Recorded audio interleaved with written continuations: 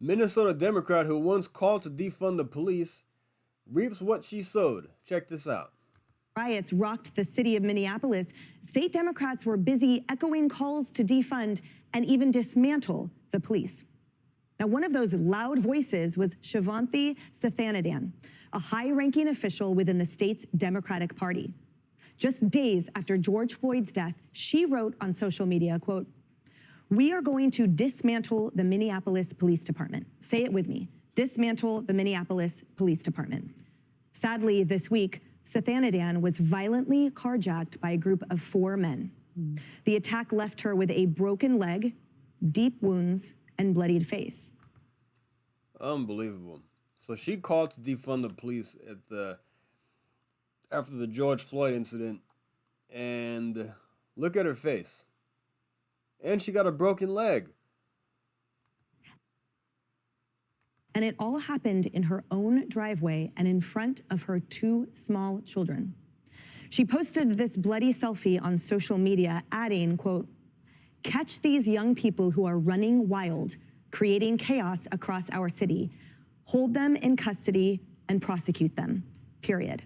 Look at my face. Remember me when you are thinking about supporting letting juveniles and young people out of custody to roam our streets instead of holding them accountable for their actions. Thank you to the incredible Minneapolis 4th Precinct officers." Remember my face. Remember me when you're thinking about supporting letting juveniles and young people out of custody to roam our streets instead of holding them accountable. So she wants you to think about her instead of all the other victims before her. Ari, such a change of heart, and understandably, but it's a little too late for so many people that already gave their lives and already suffered violent attacks. Well, first, my heart goes out to Shivanthi. I mean, you look at the picture, you look at what she went through, what her children are going to go through. All you can do is feel tremendous sympathy. But honestly, why does it have to be about you before you can go out and protect others? Yep. Did it have to be about you being a victim of crime to realize that this happens throughout society all the time and that you can't dismantle the police? It's those calls to dismantle the police that have led police to resign in droves, which is the core of the problem. We don't have enough police because nobody wants to be a cop anymore. So God bless her. I hope her recovery is swift, but she reaped what she sowed. Really appreciate it. He's exactly right. She reaped what she sowed. Now, look, I don't want to see anybody hurt in front of their kids. That's very traumatic for them. I could only imagine. But it's just kind of ironic that she called for the less law enforcement. She vilified the police, and she gets, it comes to her, literally comes to her home. The problem literally comes to her home. Then she wakes up and she realizes, she comes to a conclusion that, oh, maybe we do need the police because it came to my doorstep, pretty much. Ari's point, Harris, about her making it about herself, because there were a lot of victims from that first moment of her calling for dismantling the police and defunding, like Oscar Lee Stewart Jr., who is also a father of children who died in a terrible arson fire. We're still waiting for charges to be filed.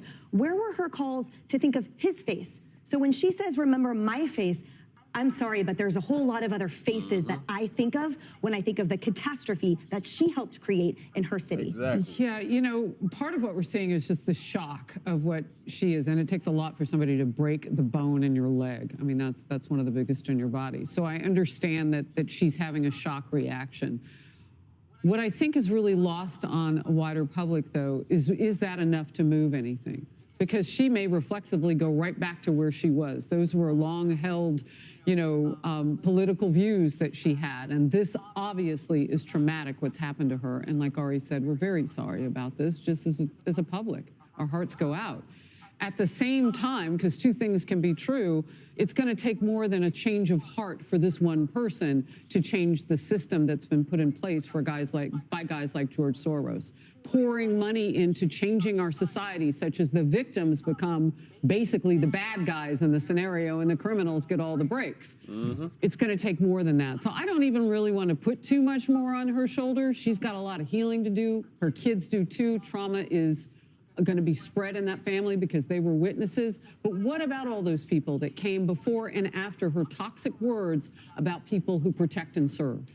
Kennedy, that's why I can't stomach what she's saying now, because the reality behind her message is that her life matters more, that her wounds mattered more than the long line of victims and deaths before her. Because all of a sudden, when it's her, then she changes her mind. And we're not talking about something nuanced or complicated. It's actually been quite simple the whole time.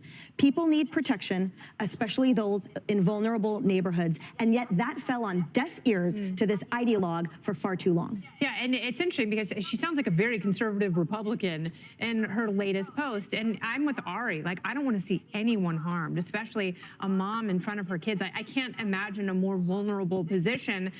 But to her past self, I want to say, like, you were warned about this. Like, there was a way of having criminal justice reform, getting rid of bad cops, and supporting the good ones who want to keep communities safe. Everything that everybody's saying on this panel is absolutely right. Find a way to get rid of the bad cops. The bad cops are the problem, not the police as a whole. And if you've heard this before, probably 99% of the cops go out there and do their job. They go to work. They want to earn a paycheck. They want to go home to their families just like you do. So when you vilify them and ridicule them, it makes their job that much harder. When you're calling to actively calling to defund their department, take money out of their pockets, give them less resources, less police officers to do their job, it stretches them thin, and it makes them a lot more stressed out. It makes them it discourages them, and they don't want to do their jobs anymore. They don't want to apply to. They don't want to be in certain cities. You have officers moving other more rural areas to more conservative counties. You had DeSantis offering police officers to come down from blue states, and I heard this is what he says this is what I've heard, that a lot of places in Florida were getting tons of phone calls or applications from police departments across the country, places like Seattle and things like that, because they vilify the police. They want to be where they're respected, and they want to enjoy the jobs that they trained to do. Let's keep going here. But those good cops have been kneecapped by those awful DAs that you are talking about, and their campaigns have been funded by various Soros organizations. And the mayors who don't have the backbones to stand up to these DAs and create a balance and safety in a civil society. This is what society looks like when it starts to fall apart. And I'm very sad for her that it took this, but there were so many Cassandras in the chorus who were warning, if you defund the police, if you make this blanket statement, this edict, then a very vulnerable part of society will fall apart even faster. And shame on you for not having the rational capacity to have the foresight when you were saying those words in 2020. And she went on to say, Cheryl, these men knew what they were doing. I have no doubt they have done this before, yet they are still on our streets, killing mothers, giving babies psychological trauma that a lifetime of therapy cannot erase, with no hesitation and no remorse. I'm now part of the statistic. I wasn't silent when I fought these men to save my life and my babies, and I won't be silent now. We need to get illegal guns off of our streets, catch these young people who are running wild, creating chaos, and hold them in custody. Oh, okay. Now she wants to get illegal guns off the streets. Them are, I don't know where his stance is on guns. In the past, it's probably in line with a lot of other Democrats who want to get rid of guns altogether, who want to put this blanket statement on guns that all guns are bad and we need to have gun control. But now she's saying, okay, we need to get illegal guns off our streets, which is the problem. The problem is not the gun itself. That's not the problem. The problem are the criminals who get a hold of these guns. You lock up criminals, you have tough sentences for them, you come down these people hard, you make it tougher for them to get these guns, then you may have less crime on the streets. And you don't vilify the law-abiding citizens who just want to protect themselves and protect their families or protect others around them. Because a good guy with a gun is not going to go and shoot somebody unless it's in self-defense. I can go into Walmart with my gun and nothing will happen. Nobody knows I have it. But, a criminal doesn't care. They are the problems because they're the ones who are going to do the damage. And prosecute them, period. It's horrible what happened to her, but it's happened to other people here in this city in particular. And it's one thing to say defund the police until you need the police. And we've seen that play out many times over and over here in New York City. In particular, Mayor Adams is finally coming around to the fact that, he was always protecting the police as best he could. But now the people in the Bronx, the Queens, parts of the Upper West Side that are suffering under the crime and the rotating door of criminals in and out, which is what she's talking about now. She's saying these people need to be arrested and put in jail, not arrested and let out of jail in 20 minutes. So progressive policies sound good on a sign. They look good maybe on a website. But when reality sets in, as we have seen in the streets of New York, and remember George Floyd, those protests, that was 2020. This is 2023, and a lot has changed. Absolutely. She sounds so much in that last quote like the old Joe Biden when he talked about super predators. And remember, you're not allowed to talk about that anymore unless you're a victim of a crime, and then you know it's the facts. Wow, you've got this Democratic mayor here. Whew. That was a good segment right there. I'm not a Fox News fan, but I thought this was good because it had to do with what I wanted to talk about, which is this Democrat in Minnesota getting carjacked and beaten in front of her kids. So this is a perfect assessment right here. And it's exactly why we don't need to defund the police. And the people of Minneapolis don't even want that. They don't want to reimagine the police department. Check this out. Minneapolis voters reject bid to replace the police with public safety department. The people of Minneapolis do not want that, and most people don't want that across the country. They don't want less law enforcement. This is just some kind of liberal, utopian dream, fantasy that's not going to come true. When you put these things in the practice, it's actually a disaster. Now, Austin,